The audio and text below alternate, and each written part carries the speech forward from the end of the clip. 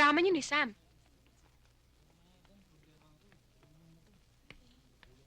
Hi, Sam. Sam! From now on, get out of my way. Pati ako kinakalaban mo? Anong klase kang kaibigan? Sam, anong kasalanan ko? Napaka-plastic mo talaga!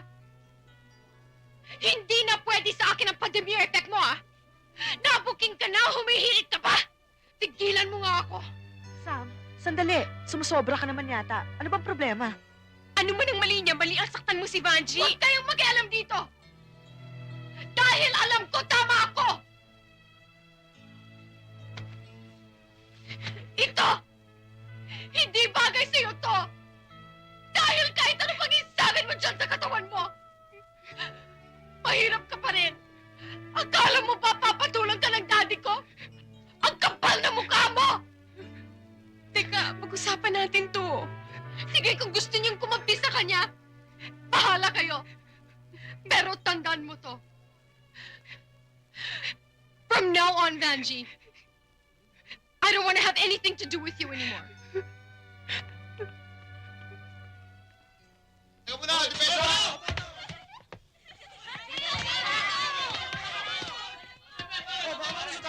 Nagdadrive ako! Tao! Bakit mo ba kasi ginawa yun? Eh, Diyos ko naman, Vanji, pwede ba? Huwag ka nga masyadong emosyonal. Tumigil ka na nga sa kadadrama mo.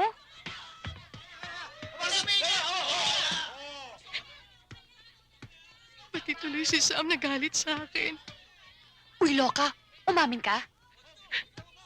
Hindi. Tama na. Panji, bakit? Wala. Ano naman ginawa mo dito? Ay, nako, umetra na naman si Robin Hood. Panji, ano problema mo? Wala sabi eh. Halika na nga, Margie. Lalo lang ako nababad trip dito eh. Hi, Nay! Paano po? May pasalubong ako. Meron. Nay! Ano po yan, Nay? Mamaya ko na lang. Mamaya ko na Bani, ibibigay halika sa nga inyo. rito. Ayusin ko Patingin muna nga itong ang ginagawa pinamili ko. mo. Ang ate nyo. Kasama po ni Ate Margie. Lalakad daw po sila. Ang ganda-ganda ng ate, Nay. Parang artista.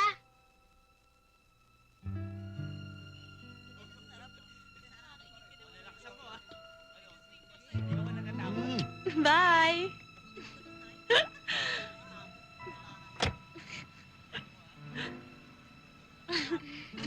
Bye! Banji! Vanji! Tama na ho! Para sa inyo! Ano Pilar? Vanji! Ano Pilar mo na ho? Ito pa igaganti mo. Tama na ho! Ito pa igaganti mo. Damit pa yan? Damit pa matatawag mo dyan? Ali, Pilar, tama na ho! Huwag kang mag-ialam dito! Lumayo ka nga dyan! Kayo! Panagtingin-tingin niyo dyan! Aling Pilar, wala akong siyang kasalanan. Ako kung nagyaya sa kanya. Layuan mo ang anak ko! Huwag mo siyang gawing hostess na tulad mo! Nay, tama na. Nakakahiya. Ngayong ka pa nahiya? Anong tawag mo dyan sa buhay na gusto mong pasukin? Kagalang-galang! Pinibihisan mo ang katawan mo ng magagandang damit dahil gusto mong itago ang dumi sa loob. Sige, kung yan ang gusto mo, gawin mo. Sumama ka dyan sa kaibigan mong yan. Sayangin mo, kinabukasan mo. Sayangin mo. Sumama ka dyan! Sumama ka dyan!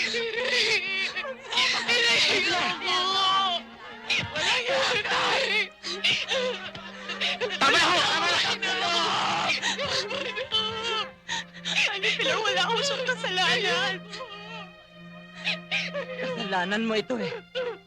Bakit kailangan idamay mo ang anak ko? Mabait na bata yan! Hayop ka! Hayop ka! Tama na! Inay, wala pa ho akong ginagawa.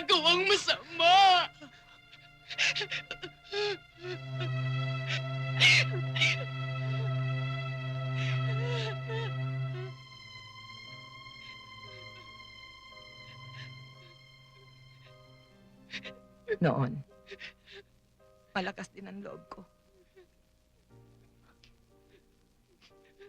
Wala akong takot. Akala ko, lahat ng bagay kaya kong panindigan.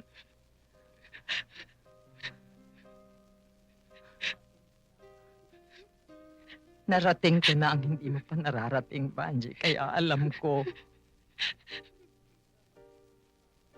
magsisisi ka pagdating ng araw.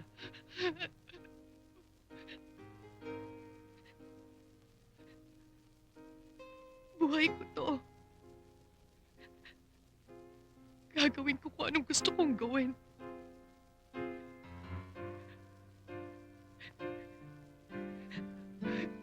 Hindi niyo ako mapipigilan.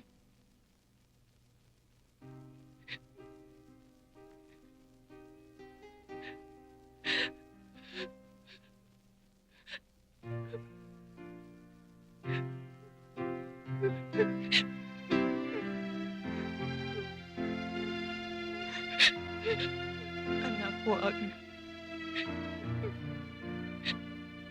Mahal kita. Mahal kita.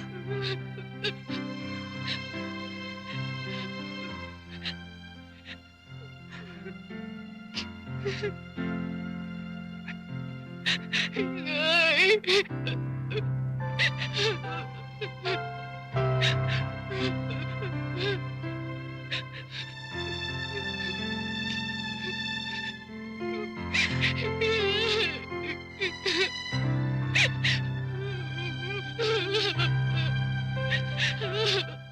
Sam,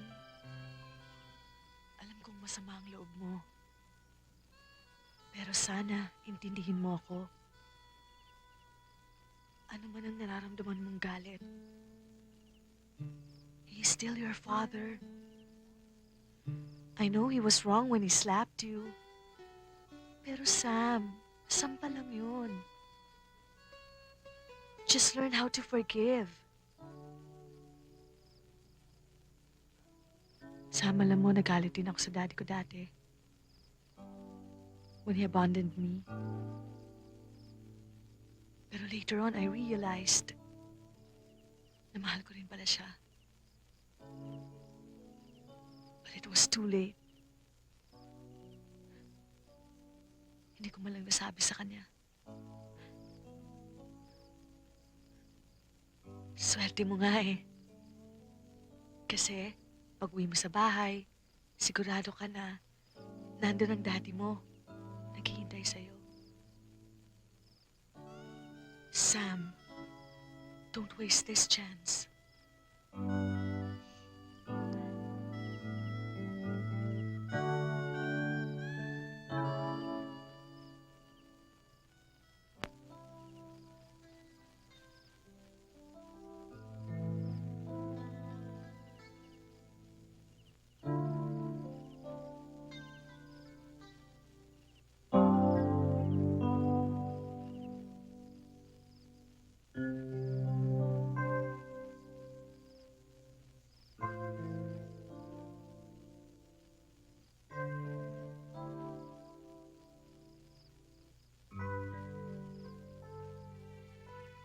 Hey, Sam. Dad? Yeah? I've been wanting to ask you something for a long time. Did you ever love Mommy?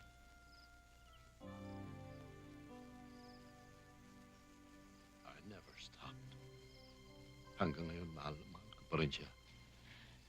But it wasn't enough to keep you together. Oh, you know, Sam.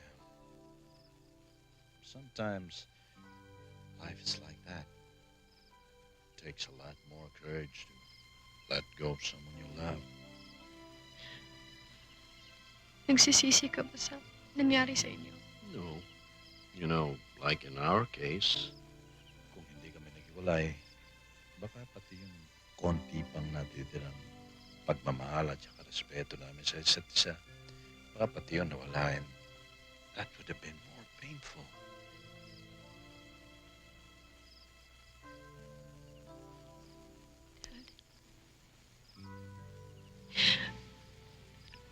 I'm You were asking? I'm sorry, Dad. I'm sorry. Hey. I love you, Sam. Don't you forget that, okay? I love you too, Daddy. I love you, baby. I love you too.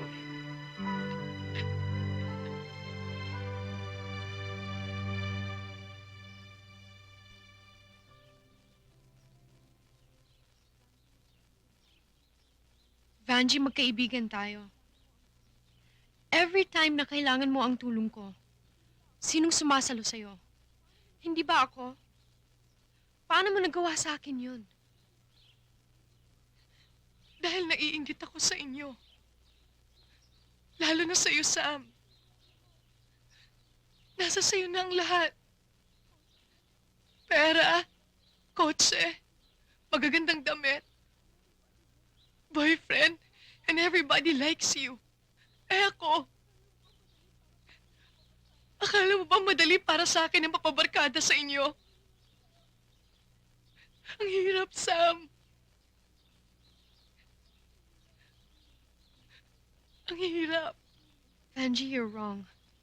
Hindi importante sa akin ang status mo. Kaibigan kita dahil gusto kita.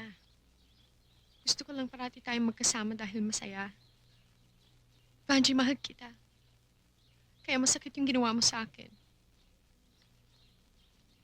I'm sorry if I made you feel that way, pero kahit saan mo tignan, mali pa rin ang ginawa mo. Inaamin ko naman ang kasalanan ko. Kung hindi mo ako mapapatawad, okay lang. Pero gusto ko lang malaman mo na hindi ko sinasadyang saktan ka.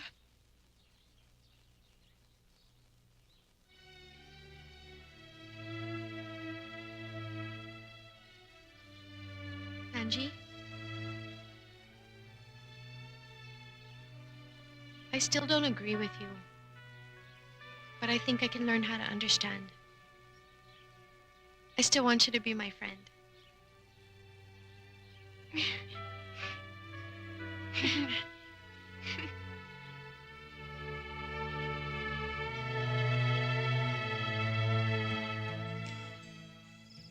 Alam mo, tama ka. Hindi masama ang mangarap. Pero mas importante sa pangarap ang pagkatao. Ang pakikitungo mo sa mga tao sa paligid mo. Ang pagmamahal mo sa iyong pamilya. At ang relasyon mo sa iyong mga kaibigan.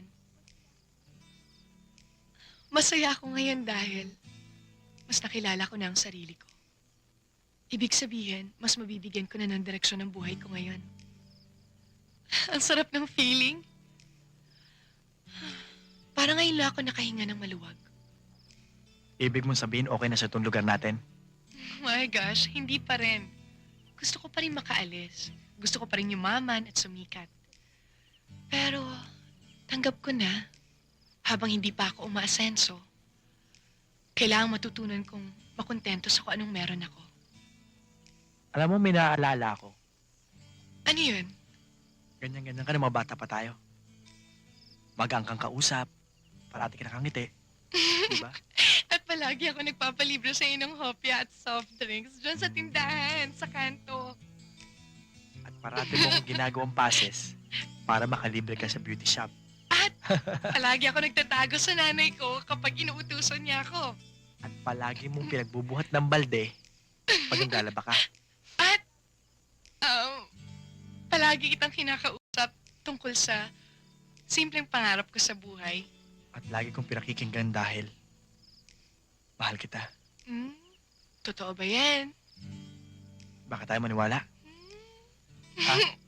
Tayo maniwala? Ha? Talaga?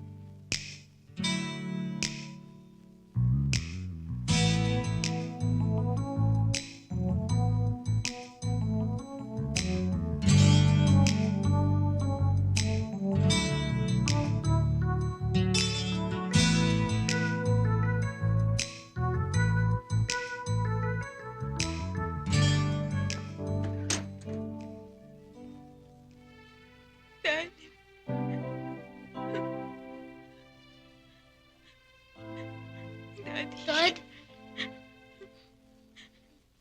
Dad.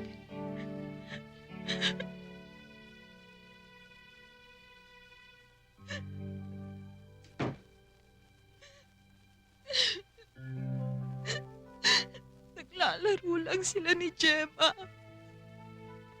Hapulan sila ng hapulan. Sinabi ko pa, magpahinga muna siya. Dahil baka humingal. Pero ayaw niyang paawan.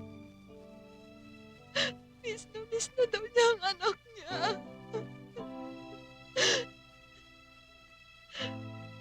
Maya-maya, sumikip na ang dibdib niya. Hindi na siya makahinga. Becky, tulungan mo ako. Ayoko mawala si Auntie. Hindi ko makakaya. Mahal na mahal ko siya.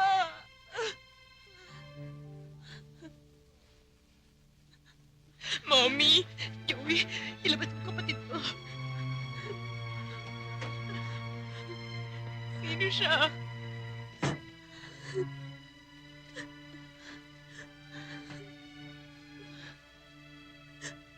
Anak. Siya si Myrna. Sino nga siya, Mommy? Bakit may anak ang daddy sa kanya? Georgie, let me explain. Matagal na namin gustong sabihin to sa inyo ng daddy mo. Kaya lang, hindi namin alam kung kailan ang tamang panahon. Matagal nyo nang alam? Pinayagan nyo? Paano nyo na kaya? Marami kang hindi naiintindihan.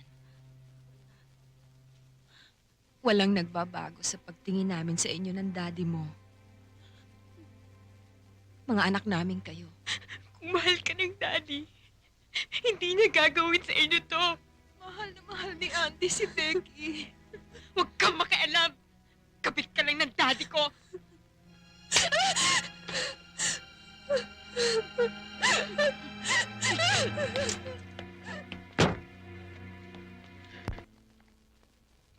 Georgie, sandali. Pakinggan mo muna ako.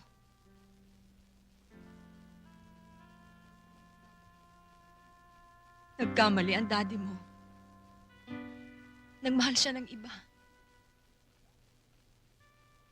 Nagkaanak siya dito. Kung merong unang dapat masaktan, ako yun. Mami, ako ngayon ang nasasaktan. All these years, I believed in both of you. Akala ko ang swerte ko for being gifted with a perfect family. Pero mali pala. Dahil binuhay niyo kami sa kasinungalingan. Ayokong isipin, Mami. Pero ngayon, I'm beginning to hate Daddy. Huwag mo siyang husgahan. Mahal ako ng daddy mo. Georgie, mahal na mahal ako. Mali siya, Mami. Bakit niyo siya pinagtatanggol? Iba ang relasyon naming mag-asawa. Iba ang relasyon ninyong mag-ama. Kung ano man ang mga naging pagkukulang niya sa akin, napunuan niyang lahat yon. Georgie, anak. Ngayon tayo kailangan ng daddy mo. Kung nakakapagsalita lang siya, sasabihin niya sa inyo kung gaano niya kayo kamahal. At hihingi siya ng tawad sa inyo. I'm sorry, Mommy. Ikaw ba pumapasa sa physics? Definitely. Ako pa pagdating sa numbers, well, sorry ka na lang. Kayang-kaya ko. Guys! Oh, bakit? Kakakausap ko lang kay Georgie sa cellphone ko and I'm worried. Umiiyak siya. Bakit anong problema? Hindi ko alam, hindi ko masyado maintindihan pero sabi niya gusto na niyang tapusin ang lahat. Bakit ano ba talagang problema niya? Ang kulit mo nga, hindi ko nga alam eh. Basta hanapin natin siya. Saan? Hindi ko alam kung saan. Basta let's go, let's go.